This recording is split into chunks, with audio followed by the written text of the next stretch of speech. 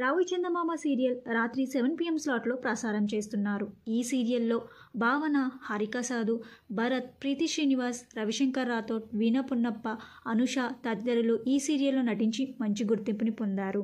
అయితే రావోయి చందమామ సీరియల్ త్వరలో ముగియబోతుందని ఇంతకు ముందు చెప్పుకున్నాము. అయితే కొన్ని కారణాల వల్ల ఈ సీరియల్ని ఎక్స్టెండ్ చేశారు. ఇప్పుడు రావోయి చందమామ సీరియల్ ముగియబోతుంది. ఈ సీరియల్ January 18న ఎండ్ చేయబోతున్నారు. ఈ సీరియల్ 2021 ఏప్రిల్ నెలలో స్టార్ట్ చేశారు. దాదాపు 4 సంవత్సరాల పైనే తెలుగు ఆడియన్స్ని ఈ సీరియల్ అలరించింది.